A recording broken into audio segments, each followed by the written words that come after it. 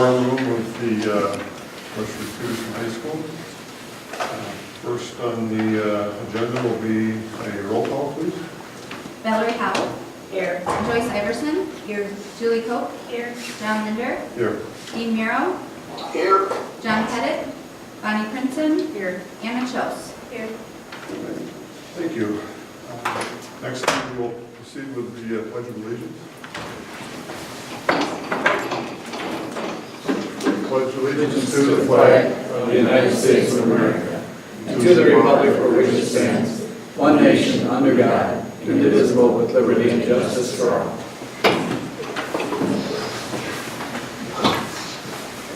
Moving on to number 4, or number 5, number 4, adoption of the agenda. I have one request to add item discussion regarding the trophies and banners. I suggested putting that down in item 8H, where we're talking about the online auction. You want to make that HA? Right. Okay.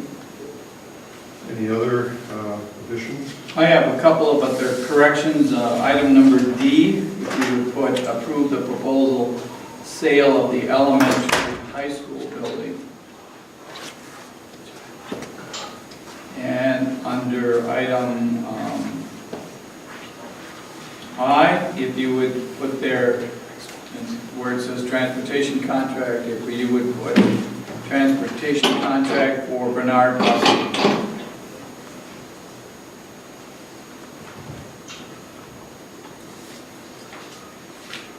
Okay, anything else? Yeah, maybe one addition, just for discussion purposes, I'd like to go kind of through our active shooting program at our school and what is the way ahead from here on out. Okay, where would you like to put that? Wherever you think it would be best fit. Can we put that under middle school, high school reports, and Mr. Tim and I can update you on that? That's perfect. 4A, so under N, reports, 4A will be active shooter procedures. Thanks. You're welcome. Okay, anything else? Look for a motion to approve the agenda. Iverson. Mr. Iverson, for a second. Second. All those in favor of the adoption of the agenda, signify by saying aye. Aye. Opposed, no. All right, that carries. Moving on to item 5, public comments here, limited to 5 minutes. Okay, just not. Nobody wishes to address the board? No, wait a minute, there's 2 there.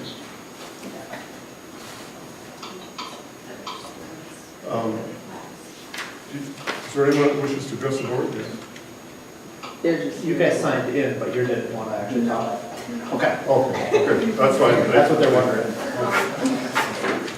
They're here as extra credit now. Okay, you can put them under the gun. Moving on to item 6, the January consent agenda. Item A, January 22nd, 2018 regular monthly meeting minutes. Any changes or corrections? Item B, donations in the amount of $4,232. Item C, January hand payables, wires, and payroll liabilities in the amount of $2,185,911.36. D, January payroll in the amount of $240,385.17. Item E, February board bills in the amount of $136,531.46. And item F, personnel actions, the hire of Keela Hoskins, elementary admin assistant. And item 2, hire of Mary Hoyland, long-term sub for Emily Charlieboy, 5th grade teacher. And item 3, hire of Alyssa Gullickson, long-term sub sub for Lisa Boyan, 6th grade teacher. Any comments on the consent agenda? Not, look for a motion to approve. I'll make the motion. Motion by Hal, for a second. Cool, will second. By Coe. All those in favor of the consent agenda signify by saying aye. Aye. Aye. Opposed, no. Motion carries. Moving on to item 7, of old business. Approve the final draft of the 18-19 school year calendar. Anybody have any questions or thoughts on that? We presented it to RPA and did some final tweaks, and so we're prepared to present to you tonight the official, for adoption, the official calendar for the 2018-19 school year. Okay, any comments? Look for a motion to approve the final draft. Cool will approve, or. Motion, Coe making a motion? All right, is there a I'm second? excited, it's my son's graduation. Anyone wish to second? Second by Hal. Second by Hal. All those in favor of approving the final draft of the 18-19 school year calendar, signify by saying aye. Aye. Aye. Opposed, no. Motion carries. Moving on to new business. Item A, discuss, approve the baseball fundraiser. Mr. Aug, are you ready to give us an update? Yeah. You have the floor. All right, first thing,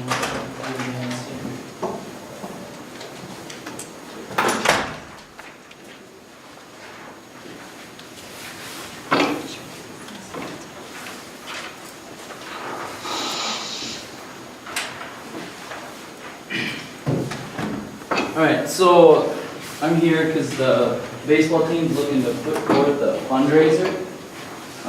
So first of all, I now know that the school board goes through an approval process in order to get these fundraisers on the list. At the time, or when I was hired, it was during the summer, so that was before, or after the May 1st deadline, we had put together the approval list. I was unaware that there's kind of an extensive process to go through the school board for a fundraiser until this month, so this is why I'm coming to you guys a little late in the ball game, per se. Now, what it is that we're going to do is it'll be a fundraiser through the Adrenaline Company. We're going to be selling beef jerky and sunflower seeds to the community.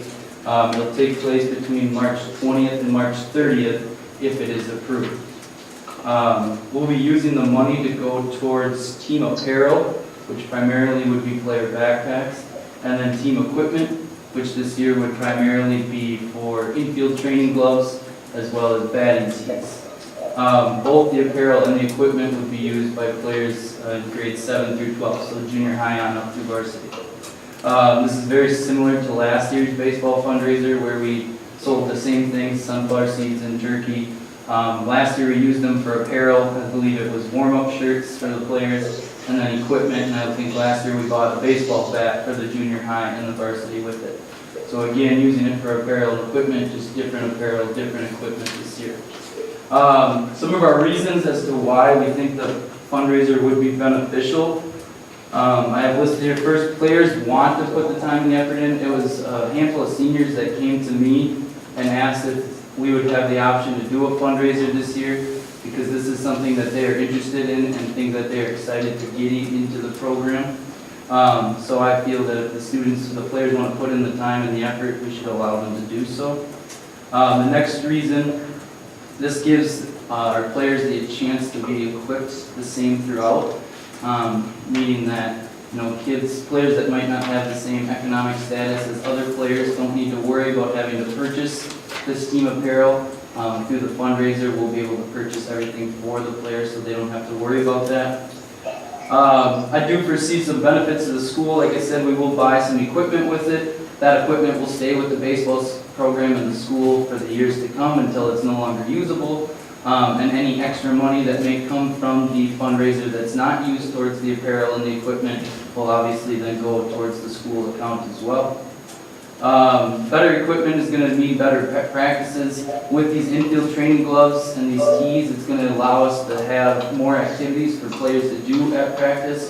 And one of the big things we're going to try to push this year is not as much standing around time and more, moving around in different stations type this thing. And this will allow us to be able to do that kind of practice and run that kind of practice. Next, I have Trojan Pride, meaning I think this is a good way to get the baseball program and the community mixed together. Getting the players' faces and their names out there and intermixing with the community, and then hopefully giving the community more of a chance to come back and show their support for the baseball program. And then lastly, it's a good team building activity because this gets the players to work together outside of practice and try to achieve a goal that they have set for themselves to get to. So, with your approval, that's the fundraiser that we're hoping the baseball team is able to do this year. Questions? Any questions? When you say player backpacks, is it for every season? Or is it just the players, they get to keep it?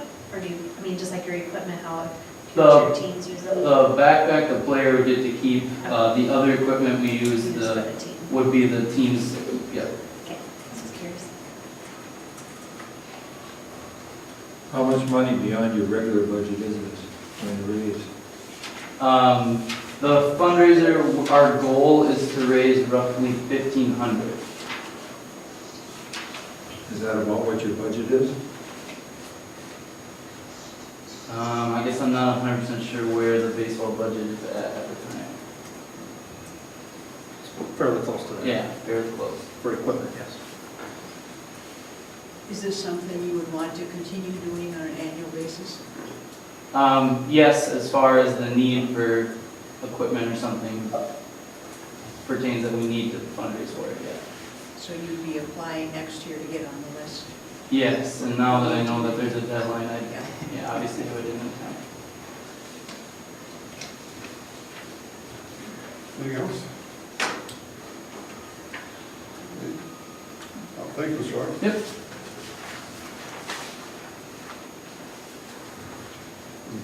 Anybody have any thoughts? Will there be no other baseball fundraiser on the list? Okay, you got. Sounds reasonable. Okay. All right. Are you making a motion, or? Yes, sir. Motion by Everson to approve, Second by Merrill. second by Merrill. Any other comments? All those in favor of approving the baseball fundraiser, signify by saying aye. Aye. Opposed? No? That motion carries. Okay, moving on to item 8B of the new business. Approved change order number 18 in the amount of $71,124.21. Is this the final one? I wish it was, but we are working hard to bring closure. It's page 17 in your document, 17 and 18, and you can take a list of the items there. We're working with our new person, our new representative that replaced him. His name is Todd Wurzel, and Todd is working with us as well. So we are at the point where we will not be bringing any additional change orders to you until everything's finalized. So these are items that have been at the district request, and most of these, well, I should say most, all of them have been taken care of at this point. So it's just to make you aware of the change order. So Chuck, if I understand you correct, if I recall, there's some handicap doors in part of the change order request, correct? Correct. And we're finalizing that. We should have that done by the end of this week. I find it kind of funny that how would the architect miss something like that? I mean, with all the ADA standards, how would that be overlooked? Because of the situation that we have there, it's in compliance, so it doesn't necessarily, It's not necessarily required, but I want the board to know that that's something that we have the opportunity to present to ATS&R at the end of our building project here of things that we felt should be included on the architect's design, as you indicated as well, Dean, and so we'll make that a part of that discussion with them as well. Thank you. You're welcome.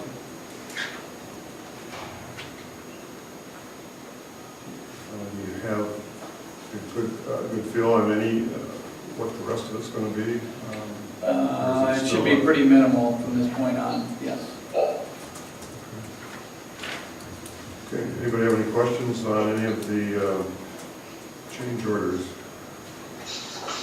I also thought that it's kind of odd that we missed so many things on electricity, cord ends and those kinds of things, and that's all rather spendly, but one, I must not have been at the meeting, because I don't know what a spray booth for $12,000 is. Is this where you paint things, or? Yes, it's part of the metal shop area, correct. They had to make some revisions and adaptations to that room because of the height of the ceiling in there. The current system that they had was not effective in removing enough of the fumes in a timely manner. So they had to increase the airflow in there. And, yep, that's fine. In a new building, I find that disturbing, that it would be that way. These people were well paid to get it right the first time. Duly noted. Anything else on the change orders?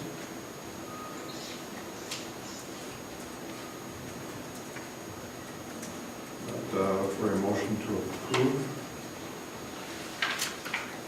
I was going to make that motion. Hope will second. Any other discussion?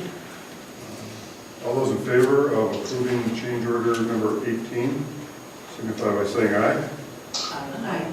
Aye. Opposed, no. Motion carries. The item C of new business, discussion regarding the current status of elementary high school building. We have a couple of proposals or options that have been presented. Mr. Wheeler, anything you want to add to this? I think Oh, okay, that's next time. Yeah. First one is just a discussion regarding the current status of vacant buildings, and then the next one would be proposals. Okay. Okay, so a discussion regarding the current status of vacant, all the buildings. Okay, what would you like to add to that? Is there any? That was, Director Pettit, I believe that was your request to have that. As it was, I believe they've been sitting vacant for almost a year now, and I haven't seen a for sale sign. I haven't seen anything except getting rid of the juice, water draining, closing the building up. I had a sale there. I see cops and dogs going in and out every night, again today. So we're using it for something, but I would like to know exactly if there's been other discussions on that building, if we've made any agreements with the city to do something, or with another person, or made any contacts. I know about a year ago I did suggest that we hire a professional to take a look at buildings this kind and get out and headhunt people that are looking for this type of building, but I haven't been privy to anything since then, but that might be because I'm not on the committee that would probably be dealing with it. Yeah, I mean, from my point of view on the facilities committee, I don't think I'm really in the loop. I really feel like I'm kind of in the dark on where we're at with, you know, the buildings that we have. I was caught a little off guard that some of the utilities were shut off in the old school. I haven't been in the loop on any of the discussions on what our plans are. And I think as a facilities committee, that should be right in our wheelhouse right there. You know, we haven't had a meeting about that specifically. We have not, no.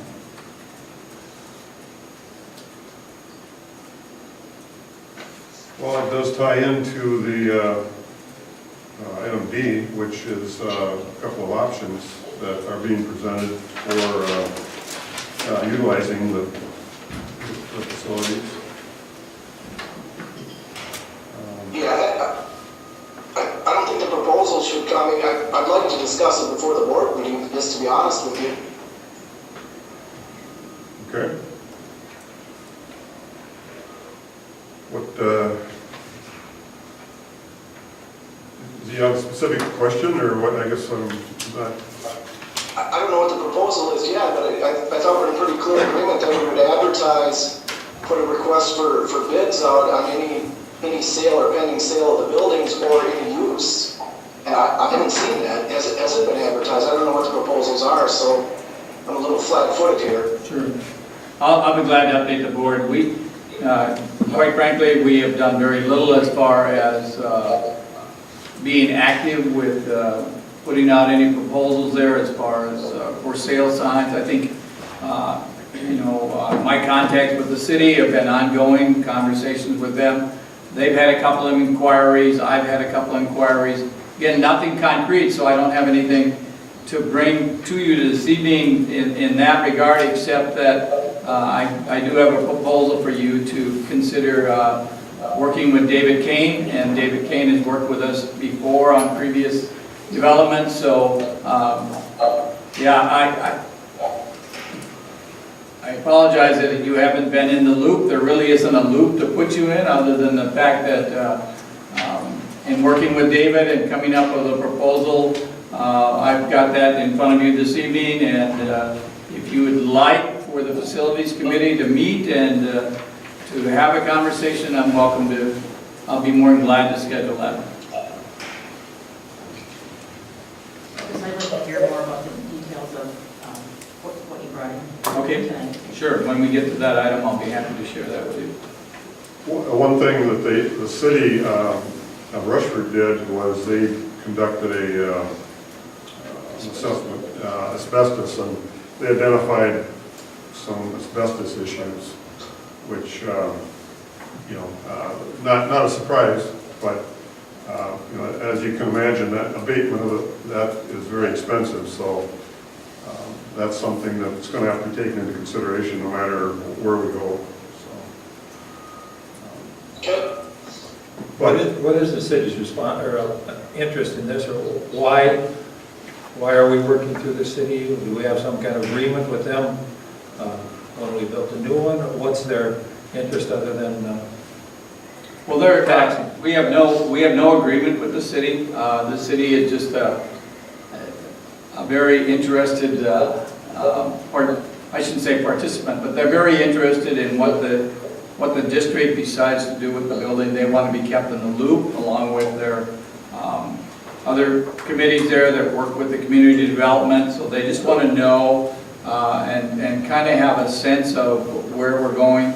They have their only involvement at this point is they've been contacted by an investor that has explored some options with the city and what the city could make available to him or to his firm, and that's the extent of it. So there hasn't been any follow-up other than that inquiry on what the city could provide in the event that this investor, if his firm would move forward with putting a bid in on the building. And again, I'll go back to what I said earlier. At that point, I think it's smart for us to open it up to everybody and not just one channel. And I would support that, and I think my proposal here from Mr. Kane will outline that for you this evening. Okay. you know, we need to cast as big a net as possible, and the city is going to be a player in this no matter what happens, and, you know, they have access to, you know, the EDA, which, you know, would probably be a very important consideration to take in when we get to that point. So I think, you know, we just need to make sure that everybody and everything is included in the whole process. I think this is a good start.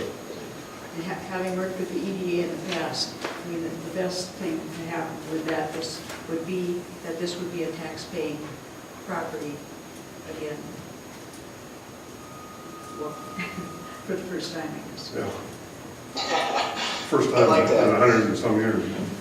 You know, I think the appropriate word this evening to describe the city's role is their very vested interest. They have vested interest in making sure that the property is utilized to its max. And that if they're going to be a player and they're going to be providing some financial assistance with that, obviously, they want to work with whatever investor decides to take a serious look at it. Again, nothing serious. I mean, everything is, as you can imagine, everybody has made inquiries, and that's the extent of it. So from that standpoint, that's what I can share with you this evening. That takes care of one building. Do we have the same relationship and the same communications on the Peterson building also? We again, the city of Peterson is a very vested and very interested in what they're doing with that.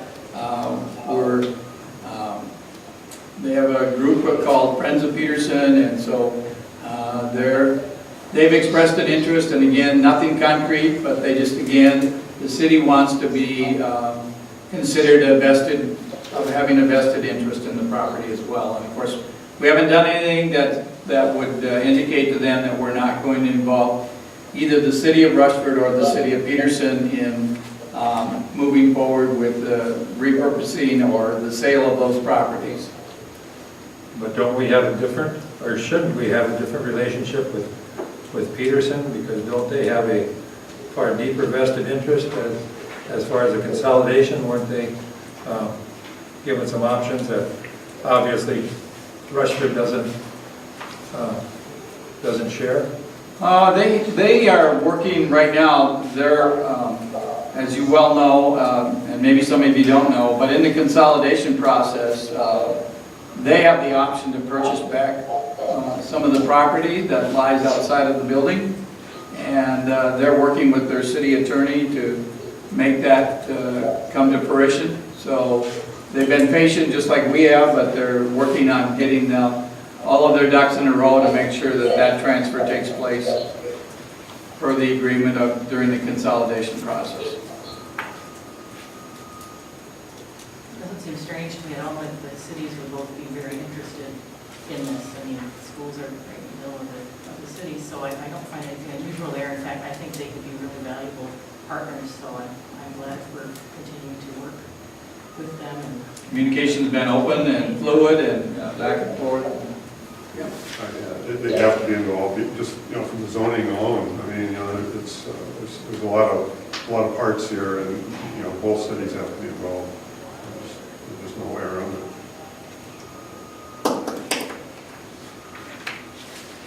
So we have a couple of options, which is 8B, option A and B. At my request, David Kane has put together a proposal for you. Again, David Kane is a senior architect, and he has many years of experience working with older buildings, and he has, the first one, option A, is the utilization of an RFQ and an RFP. RFQ stands for Request for Qualifications and Request for Proposals on the acquisition and the redevelopment of the property. So he outlines those for you, what's all involved in that. His time frame for an RFQ and RFP process is up to approximately 4 months, and his cost involved in that would be approximately $15,000. And then option B is less formal and more direct consideration local developers where he has an extensive network of working with people. So he would work with the two entities that have made some inquiries, and then he'd press them to be more serious about it. He would bring the facilities committee together first and give you an idea of what's involved in that, give you the background process, and then talk to you about the identification process, how to go about putting together a schedule, and then part two is, again, working with the facilities committee, putting together just some quick interviews and discussions with the prospective developers, and then to develop an agreement with those, whichever individual or entity continues to move forward in the process. So again, we'd be working with the facilities committee to make that come to fruition. Time frame on that is 45 to 60 days, and his cost would not exceed $8,000 for that proposal.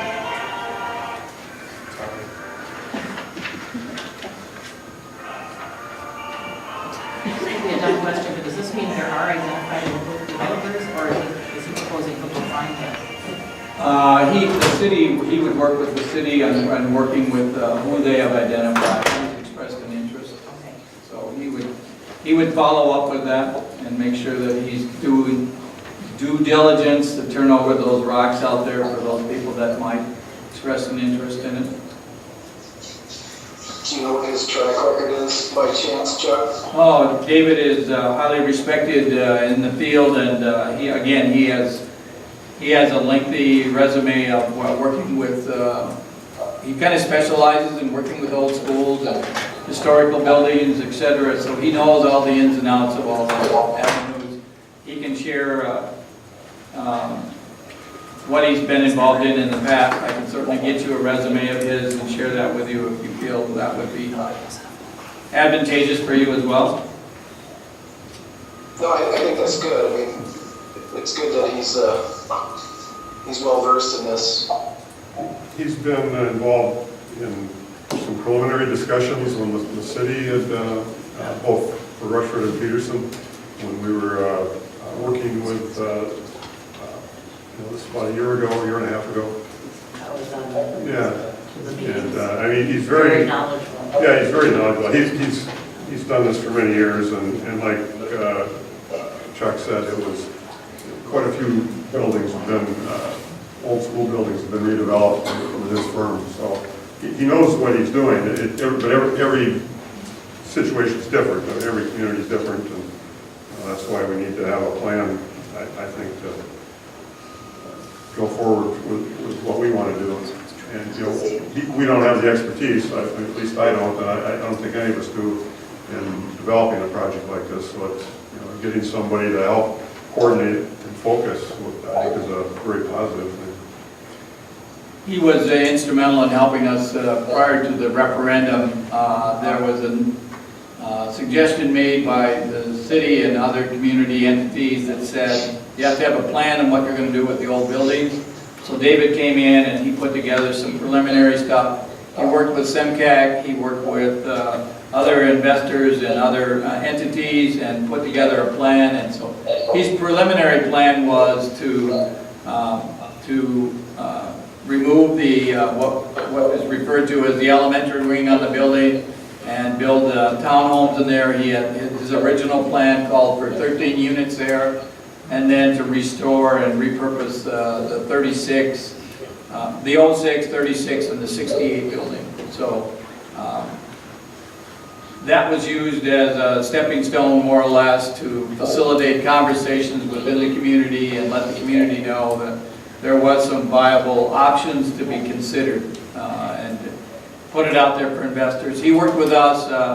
He brought in 3 different entities and was not successful in getting anyone to express an interest. And he continues to work on our behalf, even though he doesn't get compensated for that directly.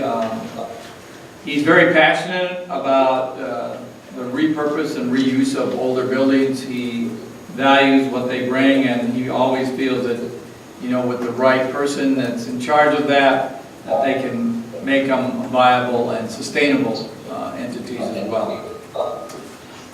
Was there an option in there? I didn't hear it. Is there an option for him to be on a commission?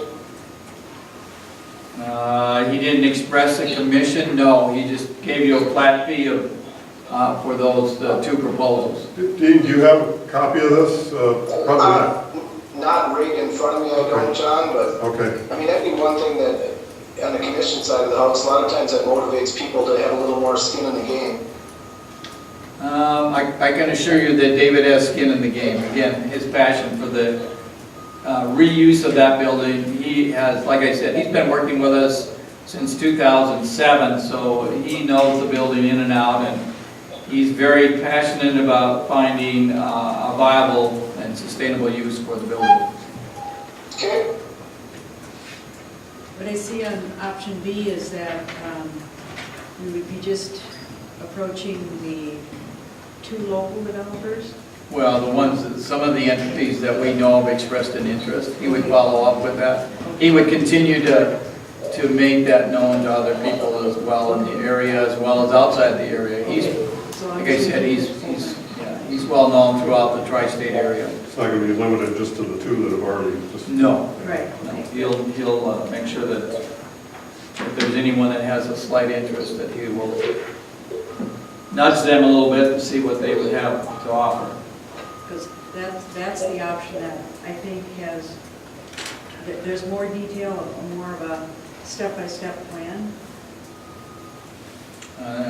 There is in the RFQ and the RFP, because there you have to present a business plan. It really gets in depth, and so that's why it takes so much time to do that, and it's really a due diligence procedure that you have to go through.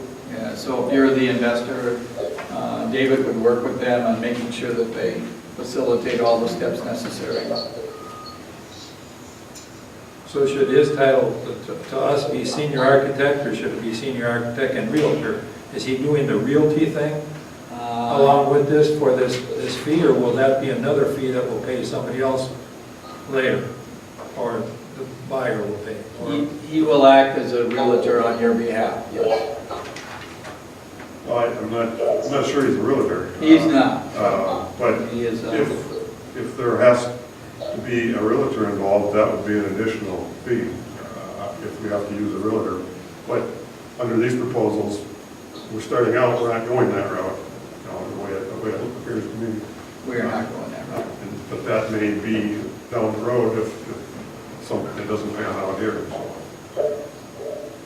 Closing on the purchase of property, I would think there'd be some type of real estate transaction there. Well, he would, Somebody else is going to own it.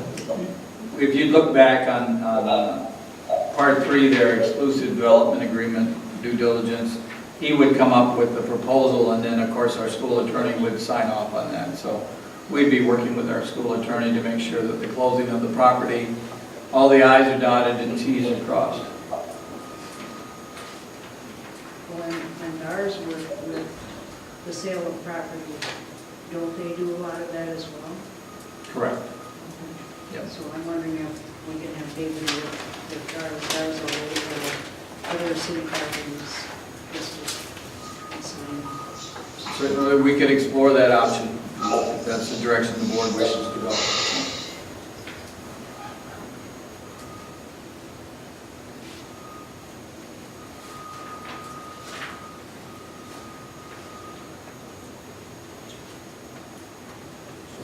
Any further discussion on the 2 options or any other option?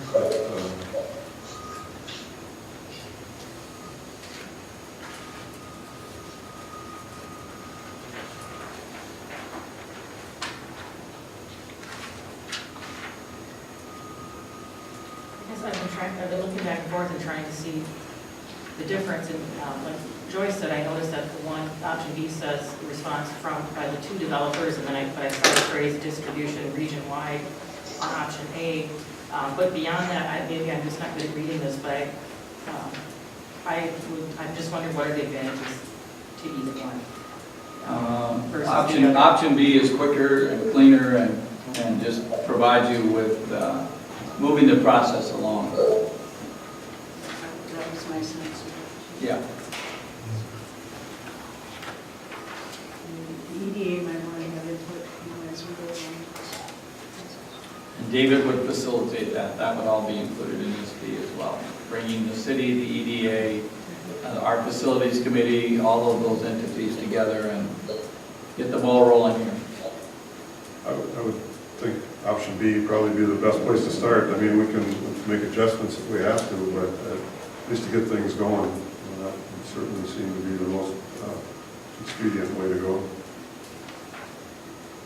That's a good point, John. So at some point, we can, if option B isn't working, go to option A. Yeah, or even, we may have to engage, as Joyce mentioned, a real estate firm, to get involved in it. Yeah, at this point, we really don't know how much is involved, and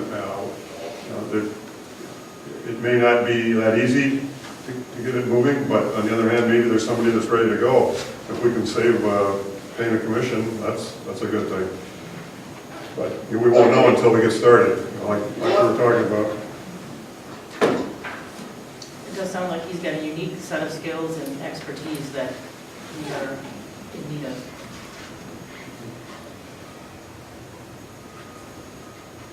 Facilities committee is Joyce and Julie and Dean, so they would be involved directly with working with David and myself.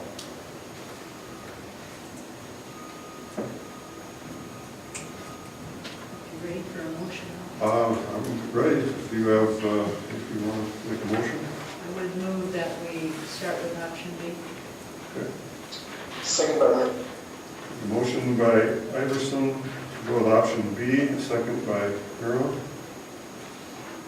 there any other discussion? All those in favor of moving forward with option B, signify by saying aye. Aye. Aye. Opposed? No. Motion carries. Mr. Taylor, you'll work with Yep. getting Dave up to speed as quickly as possible. Absolutely. Okay, moving on to item 8E, approve the first of the following policies. We have first reading of the following policies. We have 4 of them. Number 1 is, the first one is number 410, family medical leave policy. Item 2 is number 413, harassment and violence. Number 3 is policy number 414, mandated reporting of child neglect or physical or sexual abuse. And the last one, number 415, is mandated reporting of maltreatment of vulnerable adults. We have those in our packet, and It's an annual process, and we just take what MSBA recommends for us to continue the process of keeping our policies current. Joyce, I believe you had a couple of comments on, which was it, the harassment Yes, and violence, that number 413? right. So would you be opposed to just coming in and visiting with Laura and I? And Sure. bringing us up to I mean, speed? no. Okay, let's just plan to do that. Okay. Yeah, that's all right with the rest of the board, is that as you see those things, if you make them known to us, we'll be happy to sit down with you and include those changes and then highlight them so that you as board members can see what we would be bringing as a recommendation for the second reading. And my observation was that the language was a little bit inconsistent with 3 parts that is related to the official person. We certainly appreciate you taking a look at it. You're welcome. Yeah. Are any of these anything more than boilerplate from MSBA? Is there anything unique that we've put into any one of these 3 in the past to make them just Rushmore Peterson, or are they? We make sure that they're consistent with our master agreement with our teachers, so.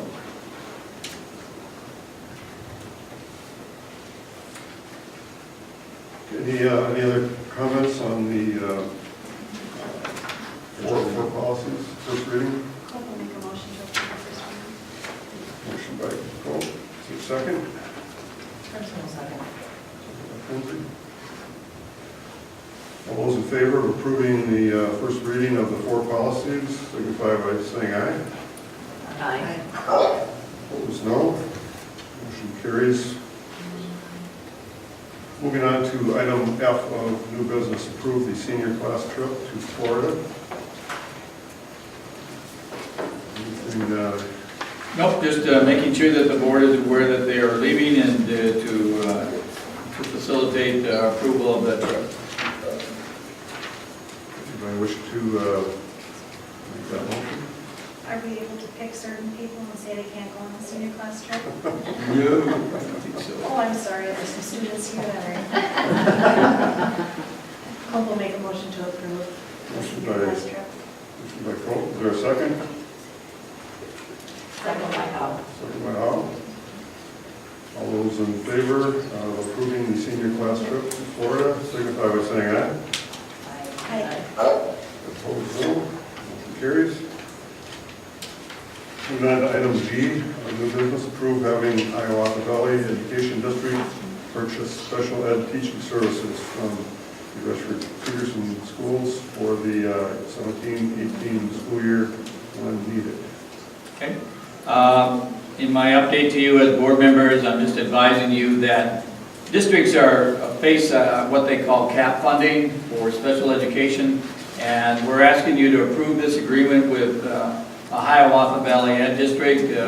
In turn, what they would do is to make sure, in the event that we would reach our cap, we could go through them because they're not under any auspices or restrictions as far as the cap. So in the event that we would reach our cap, we would have the flexibility, provided that we have this agreement with them, to utilize their capabilities of exceeding our cap for our special education funding. So it's more or less an insurance for us to say, in the event that we would reach that cap funding, then we would have an option to exceed it. The written explanation for doing this was very clear, so I'm going to make a motion to approve now, and as Josie needs to discuss further. Okay. Motion by Prince. Is there a second? Couple second. Second by Coe. Any further discussion? Just to thank you. Mrs. Oyen will appreciate that. I relied on her to help clarify that. As our business manager, she did an excellent job with it as well. All those in favor of approving item 8G of the Hiawatha Valley Education District purchasing special ed services from us, signify by saying aye. Aye. Aye. Opposed, no. Motion carries. Moving on to item H, new business. Authorize Superintendent Ayler to explore options for an online auction for items in the storage shed at the middle school. And in addition, discussion regarding what the trophies and banners issued from last month. Sure. I'm seeking your permission to move forward. We have a storage shed in back of the middle school that has been a collection point for years. And so, again, I want it made known that it's only the items that are in the storage shed. The board is open and receptive to that. I would have a conversation with Dara Auction, and we would begin the process of staging those items in the gymnasium in Peterson. And the auction, the online auction, would take place near the end of April, provided we can facilitate that quick turnaround. It gives us about 6 to 8 weeks to get ready for it. Trust me when I say the building is full, it's full. What is the majority of the stuff? Anywhere from student desks to tables to chairs, things that over the years more or less were no longer used, and then that was the collection place for it. Like basically just furniture? There is some equipment in there. There's some older shop equipment that they just stored in there as well. So it ranges from furniture to some equipment, limited on equipment. Again, I want to stress to you and emphasize so that there isn't any misunderstanding, any miscommunication. This is only the materials and items that are in the storage building. It is not any items within the confines of the middle school building itself.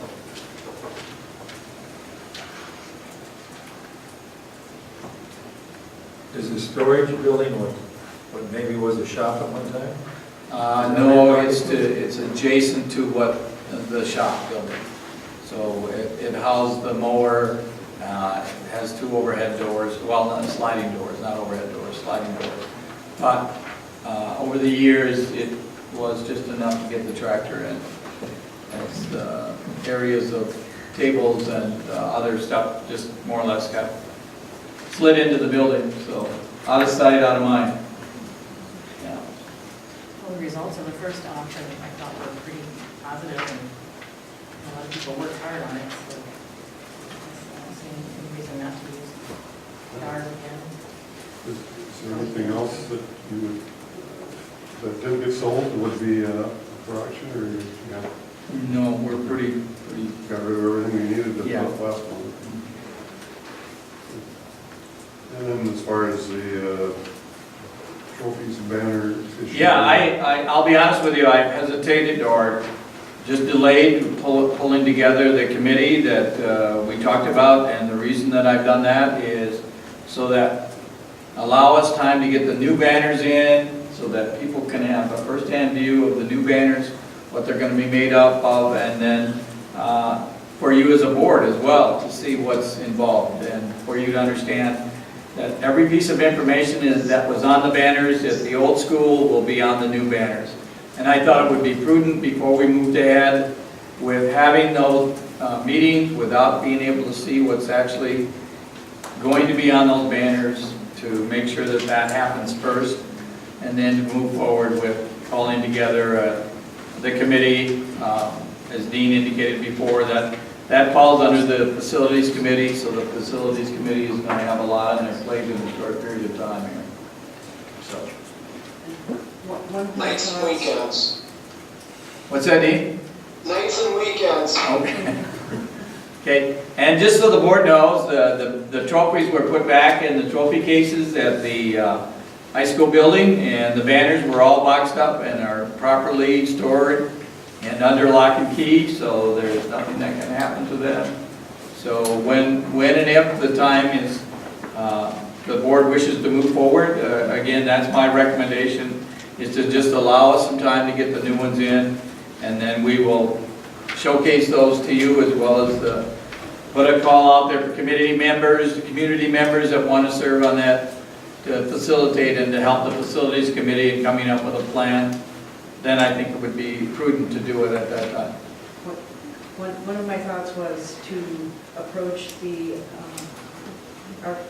Foundation for Art and Schools Board about hosting like a Fundraising for scholarships well, or discussion. yeah, like a sign-up auction, a live auction, or not a live auction, but anyway, that's just another thought, because Okay? they could do something. So what, I guess I just need some clarification. What would you envision the foundation's role in it? I suppose Hosting, hosting the auction, not, I'm losing a word here, so. maybe we want to be careful with using the phrase auction. Maybe they would help us facilitate having community volunteers, and it would be prudent probably to have somebody from the foundation board as a representative on that committee as well. Yeah. It was kind of thinking of what Rachel had said to us last week. Following through with something. Sure. I'm with you, waiting and making sure we do it. And when do we think we're going to be getting these banners? I'm sorry? Mr. Biedrow? I knew the question was coming. We found out that the ship date was going to put it after the end of the season, so rather than rushing in, the issue came down to the exact color. And they have Pantone color, we've got specific Pantone color for the wall colors in there.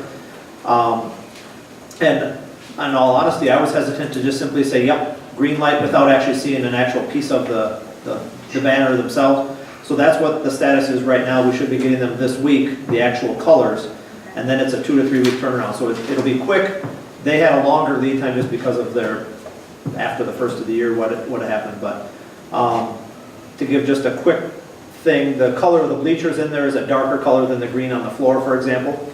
So to make sure we get the right green that's going to look best on the wall, I thought it best, since it wasn't going to be during the basketball season anyway, Yeah. let's take our time and make sure we get the right color so we only do it once. Exactly. I think it does make sense to get those new banners in before we make a final decision on what to do with the old ones. Because I think it was, people just weren't able to imagine the description of what the new ones would look like. So Right. having them there might be, I think that's a good idea. I agree. Okay, does anyone wish to do a motion to authorize Superintendent Ayler to go ahead with the storage shed auction? I'll make some motion. Sure, we'll make the motion. How, Dean, you want to second it? Perfect. All those in favor? Second. Moving forward with the auction for the storage shed at the middle school, the items signify by saying aye. Aye. Aye. Opposed, no? Just so I can give you tentative dates, then, what Dars Realty and online auction has told me is that we would have a viewing on the 25th, and with the auction taking place on the 29th. But I will firm those up with him and see to it that you get that information as well. And those are April, correct? Yes, I'm sorry, did I say March? No, you just said the 25th. Oh, yeah. April. Oh, So- thank you. There's no way we're going to do that in a short period of time. So that motion carries. Moving on to item I of new business, the transportation contract update on Bernard Busing. Anything, that contract is up this year, I presume? It is. We have the option, the district has the option to do a 2-year renewal. I've been in contact with Mike, and we have until March 20th to do that. So my proposal is for the Transportation Committee, which is John Pettit, John Linder, and Dean Merrill, to meet with myself and Mike, and I think in short order, we could have a new contract ready to go. And I don't anticipate a lot of issues with that, so with the board's permission, we will go ahead and facilitate those meetings and bring a proposal to you for the March 19th meeting. You suggested March 6th, Tuesday at 5 p.m. I have, yes. I have a question. I'm trying to find my notes about, weren't we at the end of that contract going to check or have it open for bid with Ready again? No, not this, no, we had a 2-year contract with them, and then there's an option there, and if everything is going well for you to renew the contract. Okay. So- And it has been 2 years? It's been 2 years already. We're in our 2nd year, yes. I thought this was just last year. That was the first of, Time yeah. flies. All right. Dean, can you tell me what your schedule is for Tuesday, March 6th? I don't have my calendar in front of me, but I can, when I get back to my office, I can take a look. Okay, I'll send it out to you in an email as well. All right, thank you. Once you as a board make the motion tonight, then we'll get that communicated with Mike as well and begin that process. What was the deadline again, Chuck? March 20th, Okay. but you could ask him, you know, we could, he's open and receptive to saying if we can't get it, that's short order. If you feel it's rushing it, we can bring a proposal to the board to say we need another month. So Mike is open to that. Thank you. You're welcome. Okay, does anyone wish to, I don't know, we need a motion on that or not at this point, I guess. We're just getting information. Send it to committee. Right. That's an olive oil. Okay, moving on to item J, approve the resolution relating to termination and non-renewal of the teaching contract of Jessica Ingleson, local music teacher. Anything? Laura has that resolution. She'll be happy to read that to you, and it does require a roll call vote. And did you give everybody a copy? Everybody has a copy, I guess. Everybody has a copy, so we're not going to resort to having Laura read it out loud to you. Any comments? Wish to make a motion? I guess we, I did notice on the item J that you did put in there that we have been advised by Education Minnesota to not discuss the reasons for the non-renewal. I can understand that there would be some data privacy and things like this. Have you, do you have an opinion from MSBA whether you can share this with your board? I really have trouble making a decision, and it says we're going to make that decision and have absolutely nothing to make it on in front of me, especially when it's dealing with somebody's career. I really would like to have MSBA give me a little more information rather than just Education Minnesota. So do they have that? I don't have it in front of me tonight, but I certainly can facilitate that for you, and then moving forward, be happy to present that to you. Our timeline is, the reason that we wanted to bring this forward to the board this evening is to allow us the opportunity to begin the process of, as you know, if you don't move forward in a timely manner with your hiring for next year, you miss the boat on getting viable candidates to fill the position. So, I have a question and a comment. First, my question is, are all new teachers hired as probationary? they are, all teachers are in a 3-year probationary status. She's in her 2nd year of her probationary status. So when we're giving her, the reason is because you're probationary, that doesn't make her any different from anyone else, actually, new teacher, just... No, it doesn't. Well, I guess my comment then, and maybe this is a question too, and I'm not speaking specifically about this situation because I understand that our administration handles personnel hiring and such, and I'm fine with that. But just one concern I have, and maybe it's similar to what Mr. Pettit said, I've been reading a lot about the teacher shortage and how districts are dealing with that.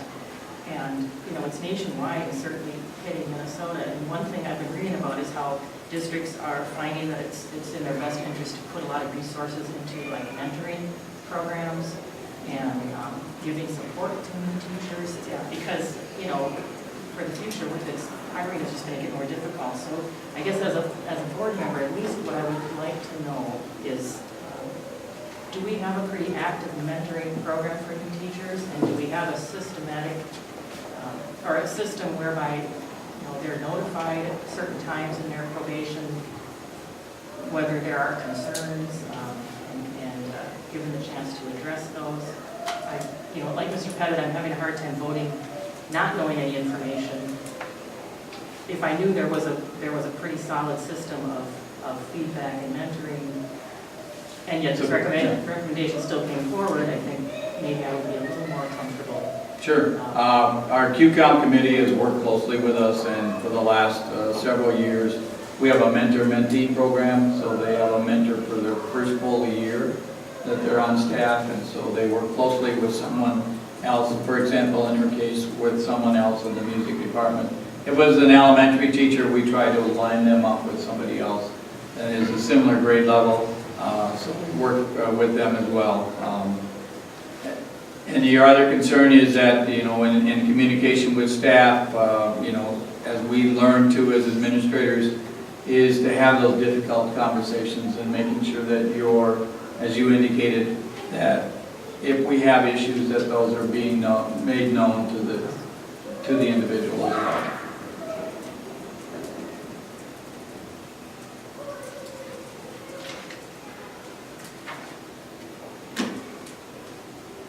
any other comments, any questions? I think just to go a little further, a new direction for the program is an age-old cop-out in my book. And I'm just concerned when I see that we might be dealing with something that we didn't want to fix. I think every new teacher needs a lot of mentoring and help in some cases, and I hope that with this Q-Comp or whatever we're doing, that we're giving them a map of how to get in this new direction rather than getting rid of them so we can go in a new direction. That's my problem with that particular, and I suppose that in everybody's boilerplate stuff that says this is legal and this is what you can do, but I don't like that when I don't know what's going on, okay? Thank you. Okay, is there, we do need a motion in order to vote. Is there, to make a motion?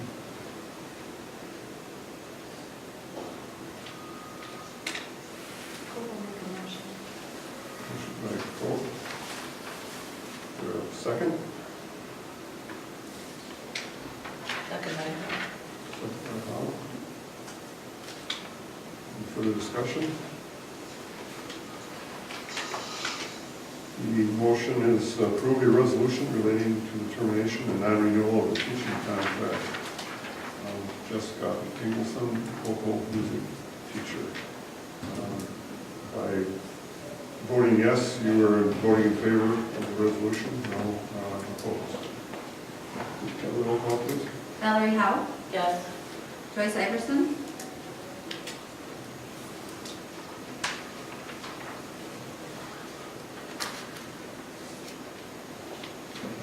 I'd like to abstain. Julie Cope, Yes. John Linder, Yes. Dean Miro, Yes. John Pettit, No. Bonnie Princeton. Yes. Motion is approved, 5-1 with one abstention. Moving on to item K, approve the master agreement for RVEA for certified teaching staff for the 17 through 19 school years.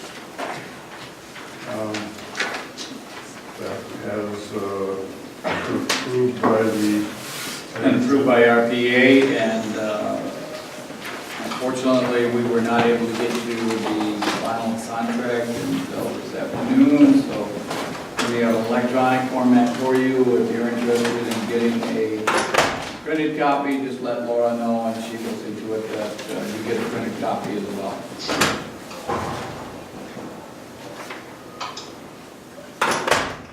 Team members were worked successfully in bringing this to the board, and to successful with the teachers was Val Howe and John Pettit and John Linder.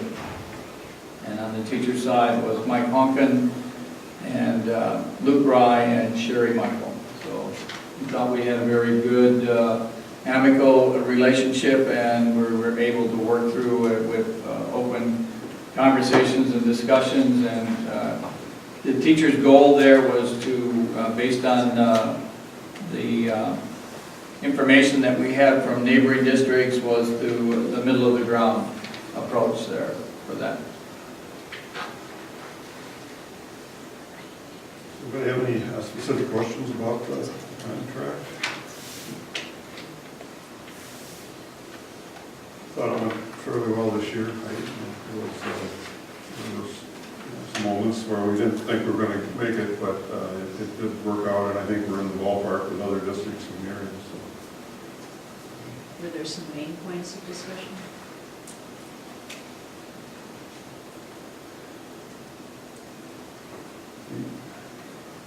I don't know that there was any big changes. Well, major points of discussion were making sure that we understood as a board that we're always 2 years behind the numbers. Yeah, so, and rightly so, you know, that's just the way it works, and we are. But again, I thought when in the end, I thought that everything, as we worked through that whole process and had those conversations, that they understood as well that, you know, the cost of our staff is the biggest cost that the district endures and has to embrace, and so they were sensitive to that as well. I think it revolved pretty well around that. So we ended up spending all of our new money on this particular contract. Everything that's coming in new is going on. You're okay with No, there were 3 on the board, and some were 2 to 1. Next to our students, our teachers are the most important asset we have. Okay, so we have, need a motion to approve. I'll make the motion to approve. By Howell. Is there a second? As well, second. Any further questions or comments? All those in favor of approving the master agreement for the teaching staff for the 17-19 school year, signify by saying aye. Aye. Opposed, no. Motion carries. Moving on to item L, superintendent negotiations. Mr. Ayler, anything new you want to say to us? I'll just explain to you that, yes, I've been waiting to get information back from colleagues here in the Three Rivers Conference, and it's taken a little longer than I anticipated, but I have that information, so I will set up a meeting with John Linder and John Pettit and Valerie Howe to solicit a contract and bring that as a recommendation to the board at the March 19th board meeting. Any questions? All right, moving on then to M, reports. First is the superintendent's report. Mr. Ayler?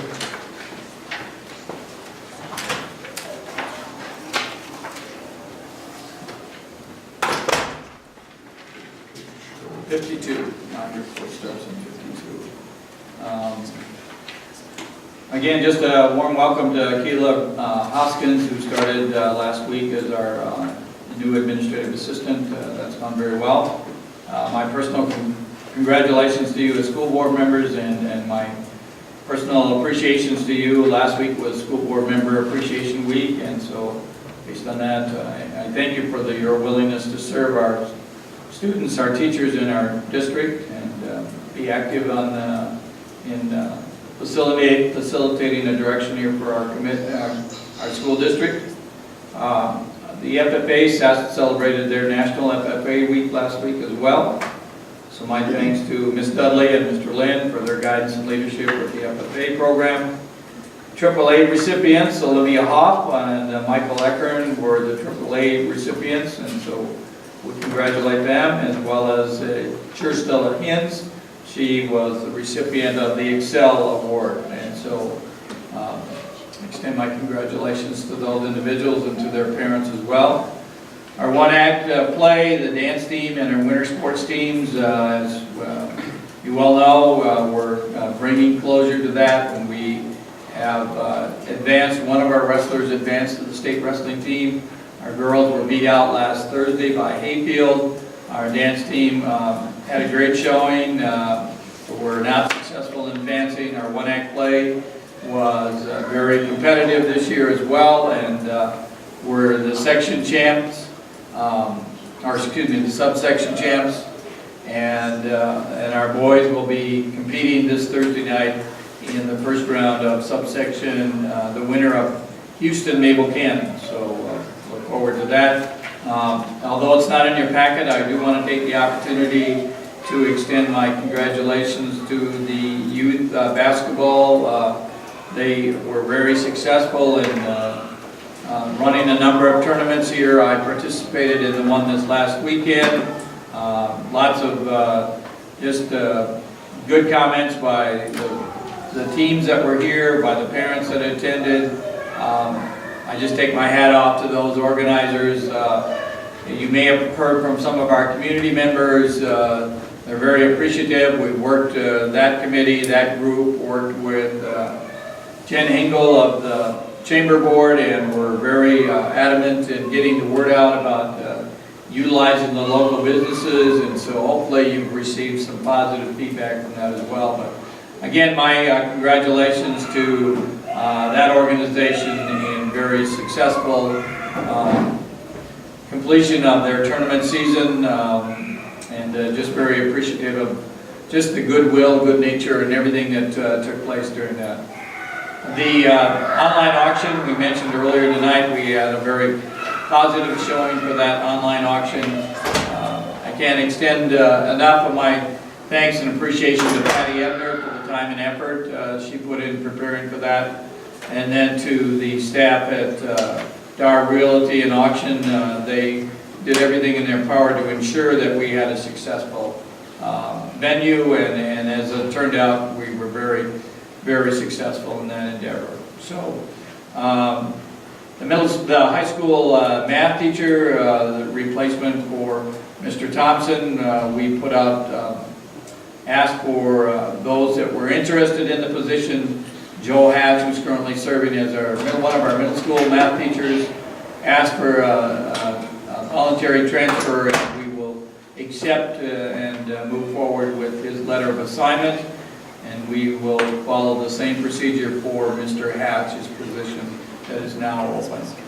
Legislative session, as you know, that's underway, and there are a number of issues that are very specific to education. I've given you the contact information for our representatives and Senator Miller, so I invite you to follow through with that. And I'll be adding to comments here and suggestions about Dean's request to update you on our active shooter guideline. But that's my report this evening. Be happy to entertain any questions you might have. Questions for Mr. Baylor? I do have one, and it's not on your report, but it's deals with, when I went through the minutes last month, we had a resignation of the FFA department, and I assume that we're going to be advertising for that same position, but I'm wondering if there's any possible way we can bring that back as an IT position. We can't keep it full as FFA position. Since I've been on board, this is the third person. We just keep rolling over and rolling over. But we don't have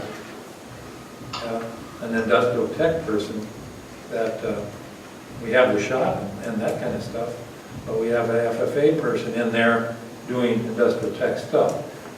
Granted, it probably is both ways, but why we aren't working towards industrial tech and that vocational area, I don't understand. And I would like to, while the hiring going, I'd like to see it go the opposite way. And Sure. Well, I share your concerns, Director Pettit. I do, and we've had conversations with Mr. Tim and myself, and we've already completed the advertisement of the position.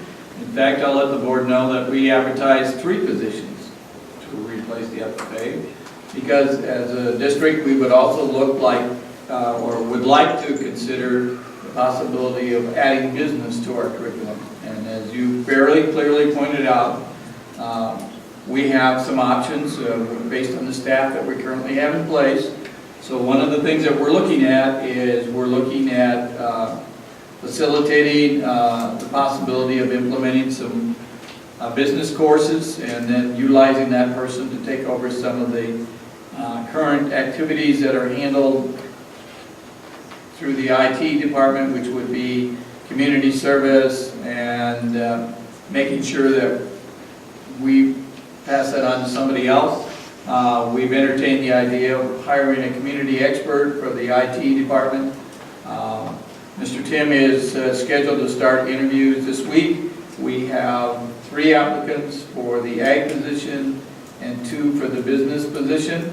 Unfortunately, the IT is a very difficult field to look at, but we're not opposed to hiring a community expert and to make that happen, to facilitate teaching some of those courses as well. So that gives you an update on how we're proceeding with that. Mr. Tim, anything you'd like to add to that? No, Director Pettit, I share your concern, trying to find an IT person, and that's why we did advertise in 3 positions, like Mr. Ayler said, and I reached out to every college within Wisconsin, Minnesota, South Dakota, Iowa that offered ag, technology, industrial tech, or business, and sent them our posting and tried to reach out. So we've been doing our reaching out and our recruiting as much as we can to try to find the best person. And as Director Princeton said too, with the shortage of teachers, it does make it difficult. So we put it out there after our last board meeting and tried to get the best person. That our goal is to find the best person for our kids and for our district. And I hope we can get that, because I know I read in the paper that Pulowski is talking about putting the Southeast Tech and the Winona High School together to be able to utilize both areas. And we do that too a little bit. We have a unique partnership with Minnesota State Southeast. There's some of the courses we can't teach. We have 4 students currently in a prototype engineering. I know we talked about it last year, but they're taking classes up at Minnesota State Southeast 1 night a week, and after 2 years they'll have a prototype engineering degree or certificate when they graduate. So we are, with some of those hard to find areas, we're really reaching out and utilizing Minnesota State Southeast for as much as we can.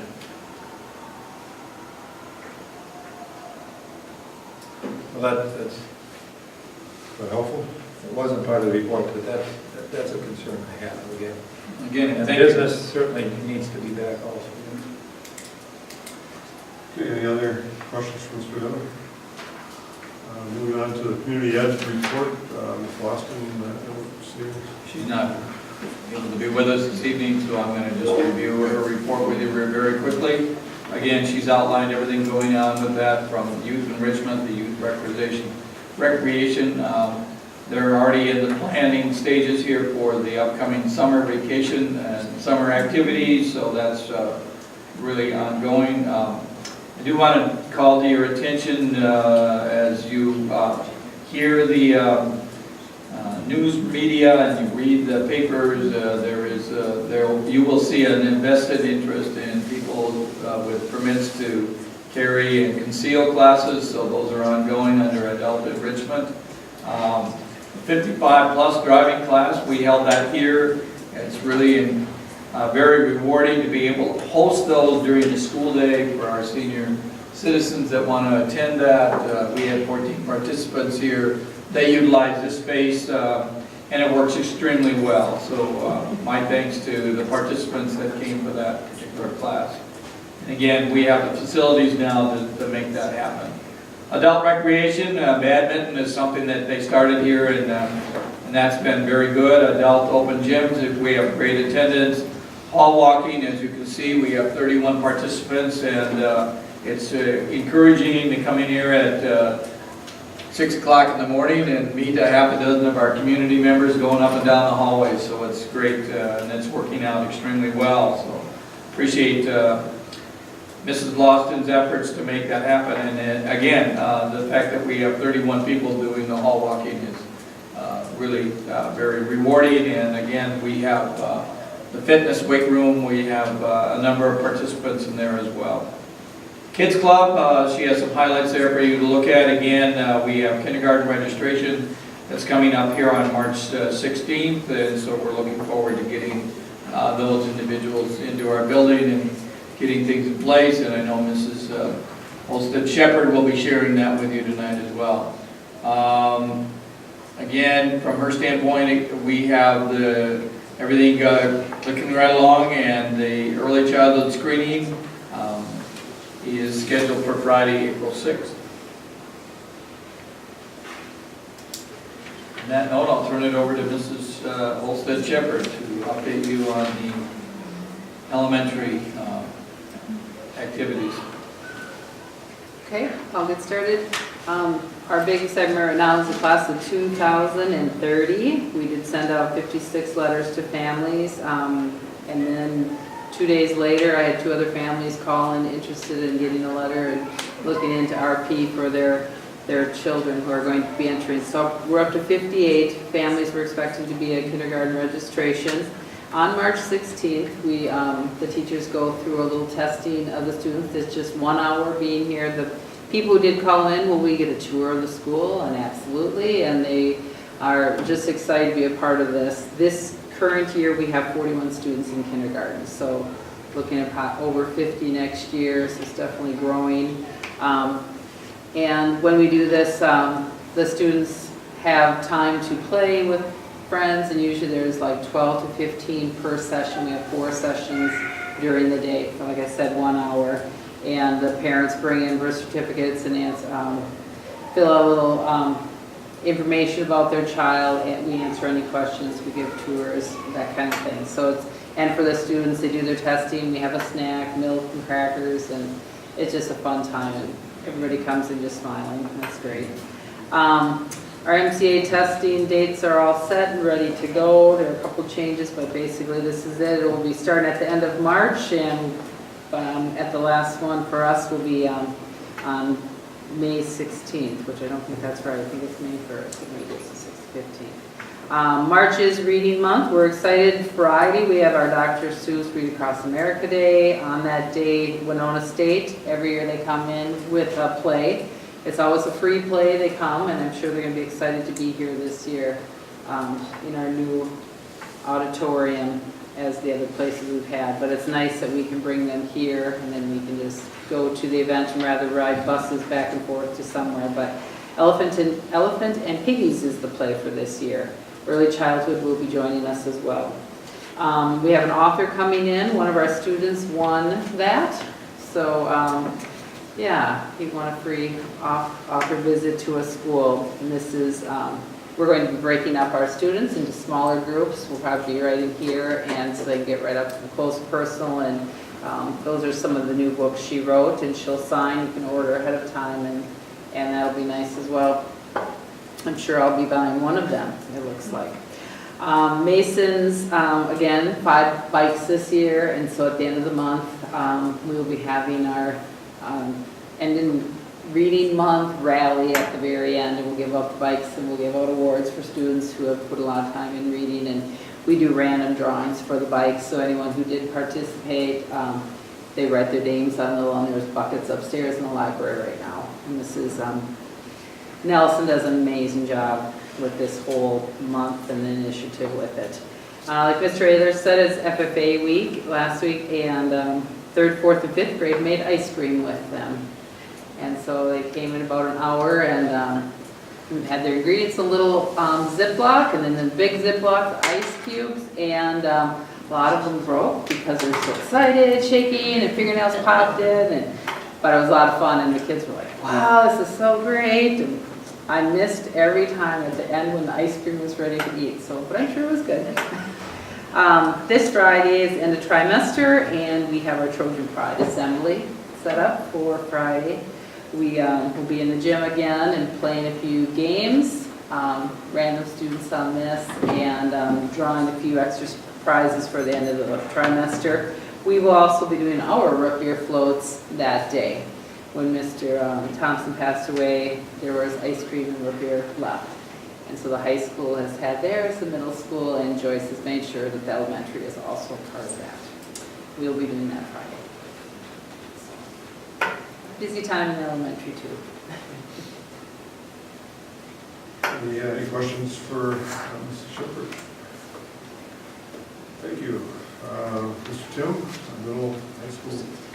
Yes, thank you. Just first, the science fair there was held on the 16th. Big thank you to Lisa Boyum, 6th grade teacher. She kind of led up the 6th grade science fair this year. Many good projects there. Those were our winners, kind of fill up the entire commons, and lots of people in and out looking at the projects. So kind of a cool thing for our kids. FFA week, as we've kind of said, big thank you again to Ms. Dudley and Mr. Lynn for their time and effort with the FFA, and especially last week. Math Wizards. Math Wizards is 5th and 6th grade students. They pretty much go to different schools. I think they have 3 or 4 competitions, and they do math problems. And there's many different competitions there, so kind of a cool thing. Mrs. Merkwitz leads that up.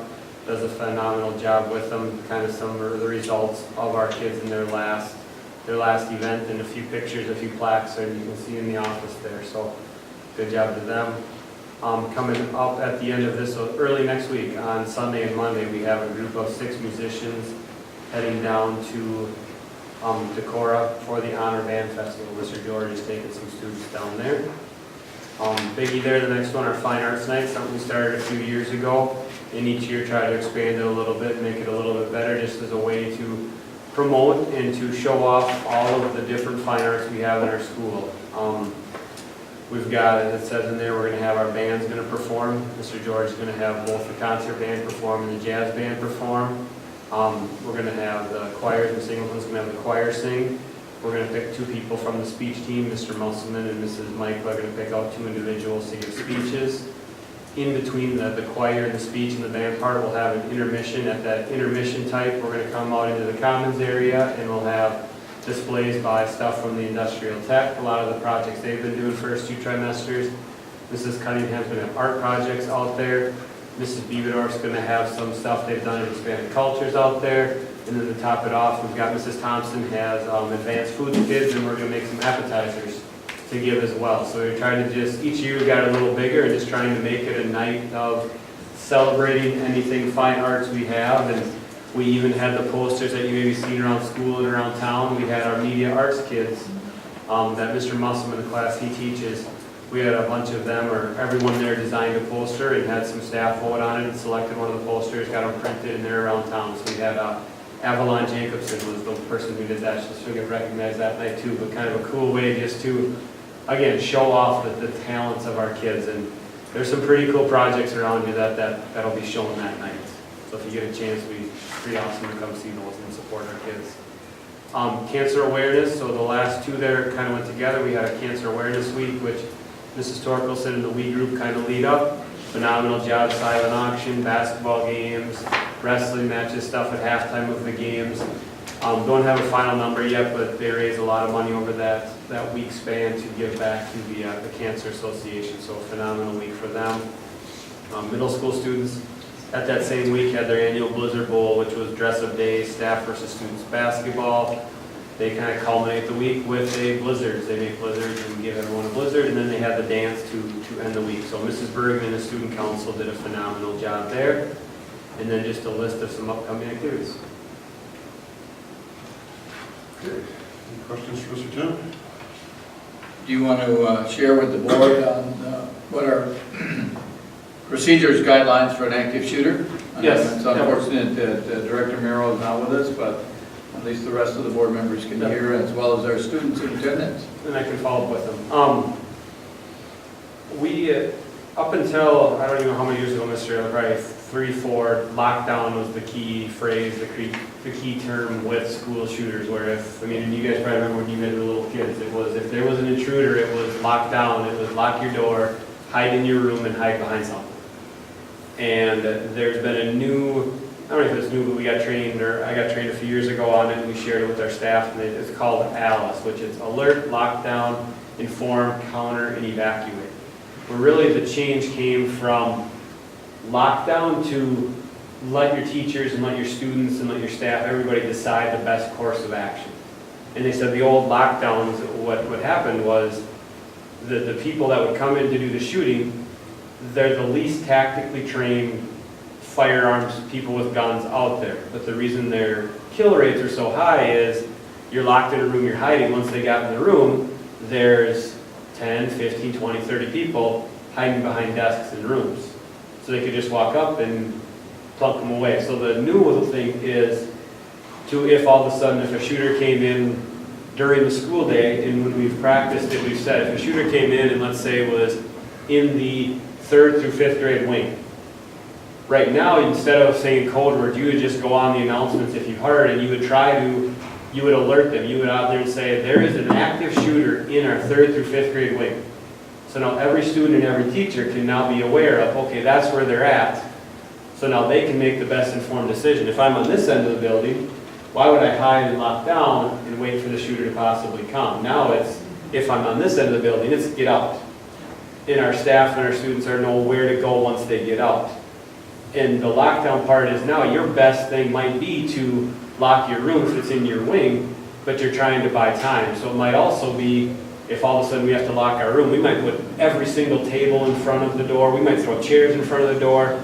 You're just trying to buy yourself time. And then they say if they come in there's more to it. You run from them because they can't shoot, and you might tackle them and do these different things where if an active shooter came in, they're saying attack them, go after them, take them down and wait for the police to come in, because is it going to guarantee that there's no casualties?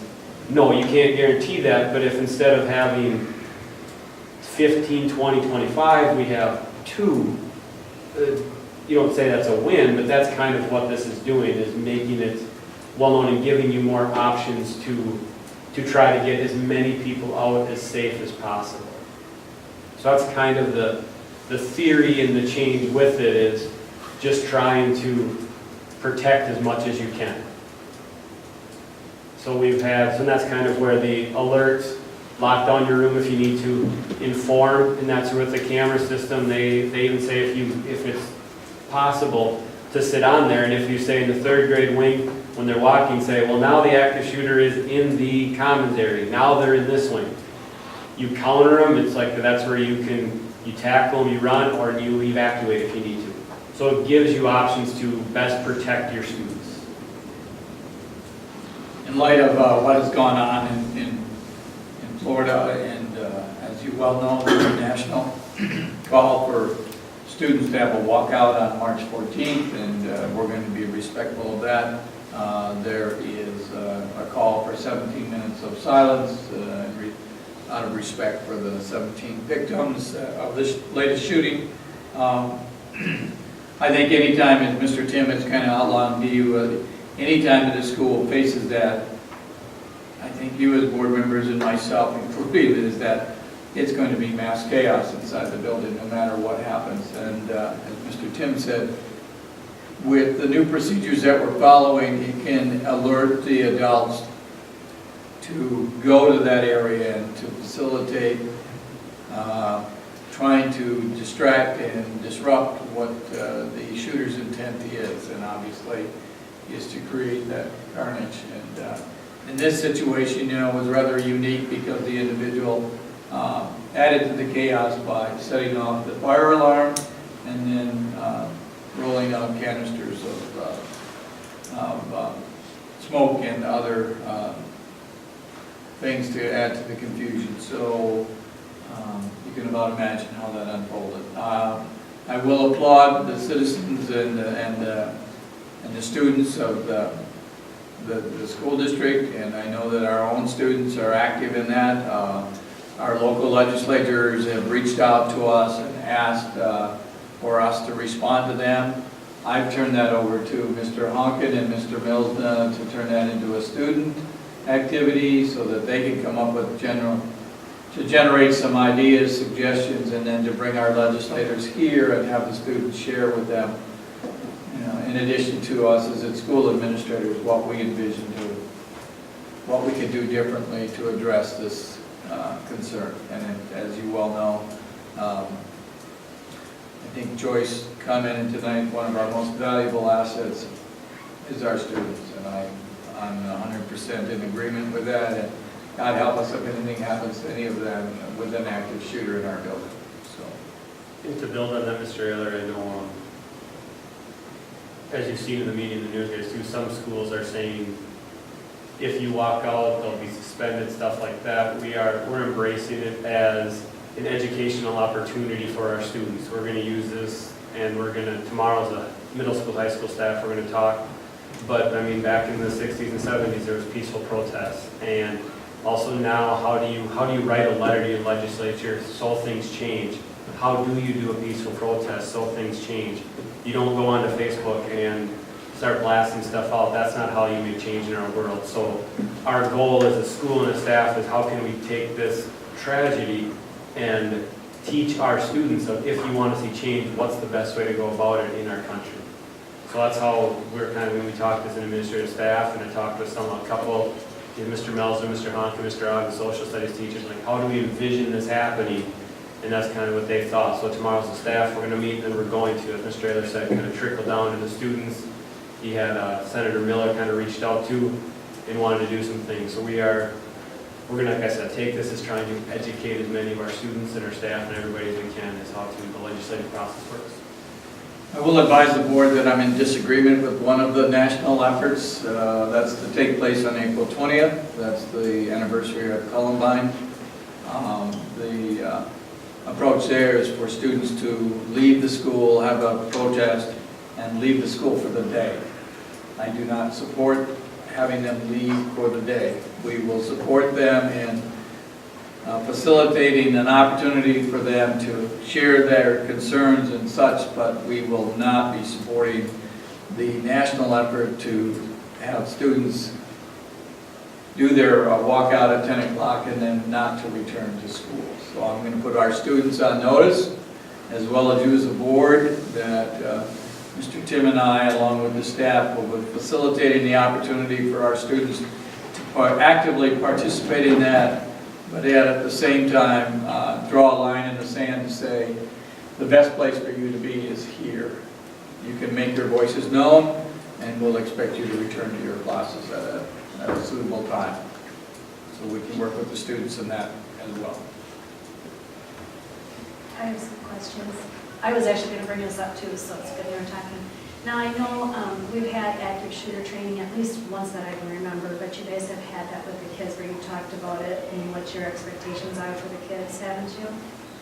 Mm-hmm. Do you do that yearly, like you do your fire drills and things? Yep, you have to have 5 fire drills a year and 5, they still call them lockdown drills. And the tough thing is, with the new system, it's kind of hard to take time and watch all the students leave. So how we've done it is, we've said, pretend there's an active shooter in this wing. Talk to your students about what you would do. And I've reached out to a couple other principals, and what they've said too is how they've kind of changed with that. And we've reached out and kind of asked 2 of our schools actually taking the time to do a one big drill where you actually leave the school and go to those spots. And there's some that said they do, there's some that don't. The principal currently in New Prague, when I was there, he was at Rocori when they had the shooting up there, and I remember asking him, I said, did you practice? And he said, no, we've never practiced that. And I said, how were the kids that day when they actually had to leave the school and go somewhere? He goes, surprisingly, they were like, they all listened and did exactly. He goes, it was weird how calm they were leaving and listening, because it wasn't a drill anymore, it was real and serious. So we're just kind of taking the approach of talk through it with your kids. Here's a different example.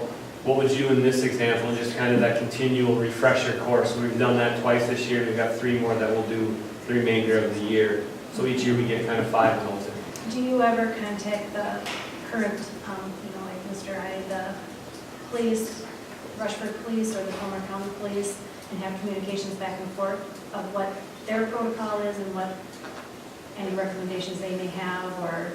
To the initial training, Officer Ide and I went together. We've had conversations, but not really what you would do, what we would do, and that's probably something we do need to improve on, is talking with them a little bit more.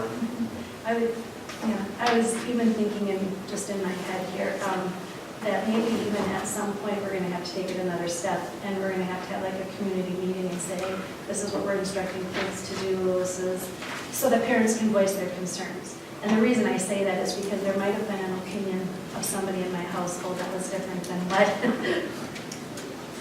what was told to my child. Do you know what I mean? It was when it was the lockdown instead of flight, and he was like, in a shooter case, you're on ground level, and you had all those windows at the middle school. He's like, you don't lock yourself up in the room. It's not, it's. That was because that was the old philosophy with exactly. And I know that's previous, but I'm just saying, yep. if we even had communication with the parents so that parents know what we're saying, and do you know what I mean? Yep, we can definitely do that. I know we can reach out, Mr. Randy, we can reach out. I've got a few friends that have sent letters, districts have sent letters to their parents. Maybe we can reach out and type a letter and just send to our parents.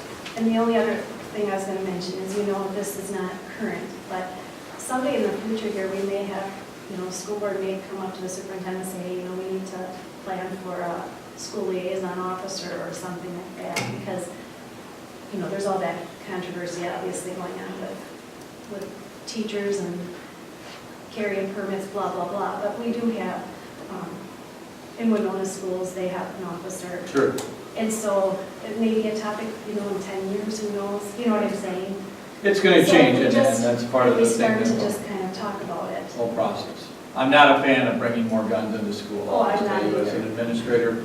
No, but I do like the idea of, like in Winona, when they have their officer, I don't know if they're carrying a weapon, I don't know that. But they're alerted of any concerns with Sure. individuals, and so that they can kind of watch them more when there's movements going on during lunches or recesses. I don't know. I think there's a real educational process that needs to go on with our students too, because of the fact that as soon as this situation evolved, there were a number of school districts within the state of Minnesota itself that had postings done, or somebody called in a bomb threat, somebody else texted in that they were going to shoot up the school, so all those schools go into lockdown, and the severity of that anymore is very serious, and so that student or students will face expulsion and lots of other punitive things in that regard. So we need to put our students on alert. Be careful what you say, who you say it to, where you make these comments, et cetera, because anymore, we can't just say, oh yeah, they were just joking. No, there is no joking anymore about this. This is, And do the students have, It's do they know who they can reach out in the school other than just teachers? Do they know, if they have concern, if they overhear something, if they want to be left anonymous, can they call, can they put a note in somebody's box? I mean, do the kids know what they can do? Yeah, I mean, they're right here, I guess. They probably know better than I can say yes, but I don't know if they would agree. You know what I mean? Yep. We've got Anna there who could probably talk, and we've got students right here, so it's probably a perfect time to talk about it more. Do your kids know what to do? Would you tell anybody? Yes. And where would you go? Who would you tell? Well, it differs between students. Like for me personally, I would go to Mr. Tim because I'm comfortable talking to him, but other students would go to Mrs. Helgamo or Mrs. Thompson is a really trusted one. So it all really depends on relation with teachers, but I feel like the majority of our students would feel comfortable going to I agree with some Megan. higher. I agree with Megan. I don't feel like we'd be talking to our friends about it. I feel like we'd go straight to a teacher if there was a real problem. Do you feel like it's comfortable level enough for all kids to reach out to the teachers, or do you think you need to have? I feel like at least all high schoolers have a maturity to go to a teacher. Okay. Yeah, I know personally, I've talked to a teacher before about, this case, and I even, brought it up to, Adam, because I was a relative of his, so, I talked to him, and I, felt comfortable coming to them, because, that your name's not going to get out if you say anything, or, it's better to be, safe than sorry about something. That's good. Especially, No, they basically say this. One thing for the elementary part of this, though, we hear the same announcement when Mr. Tim announces intruder on this wing. There's a book that I got for all the teachers, elementary teachers. It's just an Alice book. It's a book perfect for young people and just talks through, the process of it. It's very, I've given one to you, Mr. Evans. It's just a very gentle book of a tough reality. And so it's wonderful, and that's why we are prepared too on this, bottom wing here, or the bottom level. But, and there too, I think most of the kids, when they're little, as far as talking to somebody, they probably are, you're talking comfortable for that. And in the elementary, they just kind of talk to people, and you need endless things. So, and Kelly Smith is wonderful. She always has things if people want to talk. There's papers they can anonymously, And you don't want to scare any of the little ones. No. So you don't really want to. No, but we've addressed it, and our teachers too continually talk about it, depending on where they are, what the choices are, and I think it's handled. We had a, I'm sorry, I'm talking. We had a active shooter drill at my workplace, and we just knew of the date it was going to be held. And I'll have you know, probably half of our office did not pass that test. So it's very interesting once you're put in that spot, how you do react.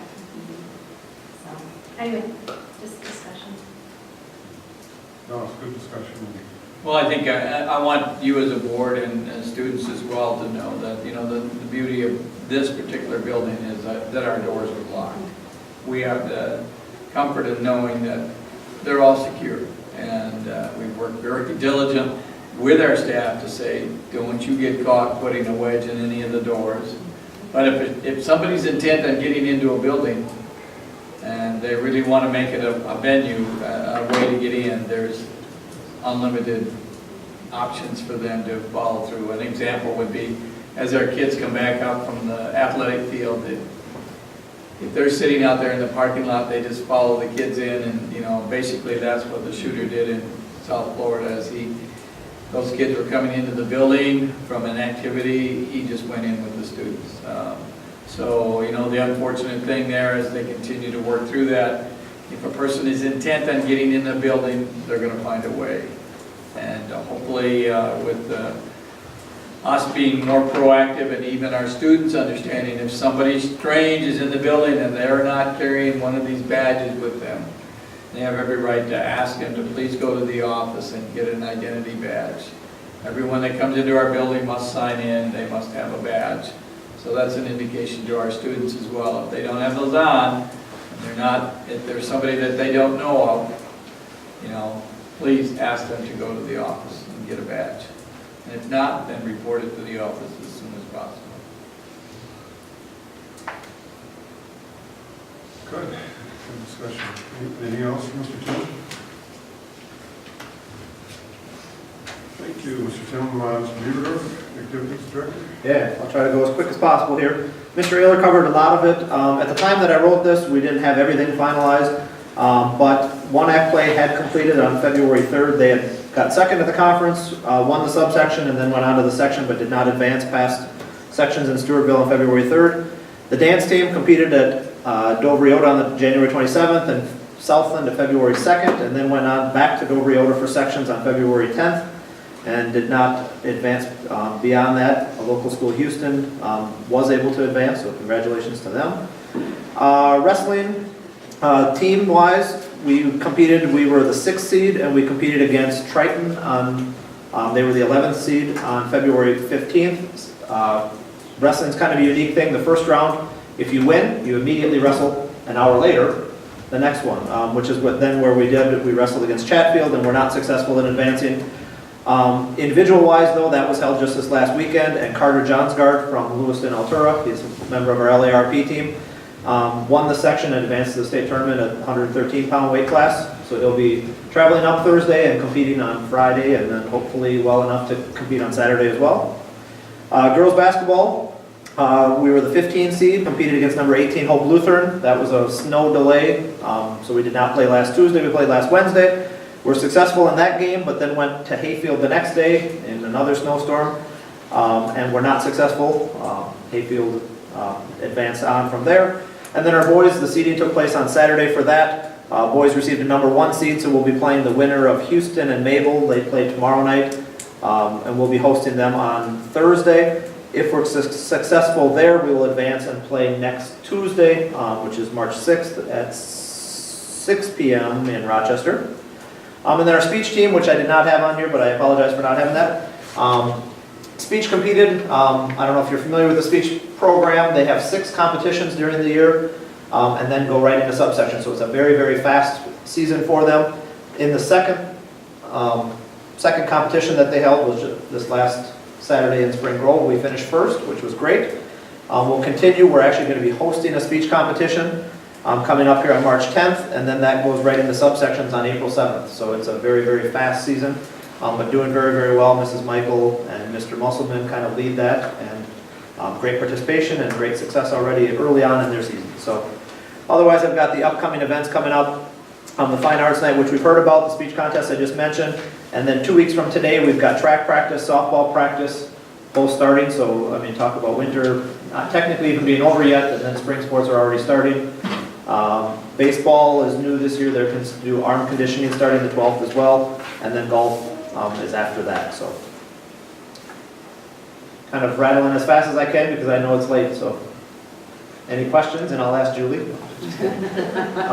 Any questions, though? I would entertain any questions you may have.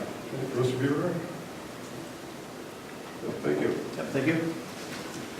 Okay, Can I just add one thing, and I know that you as board members have taken some heat over this, getting our games broadcast, a little ironic. It's taken us 4 months to get all of the kinks out of it.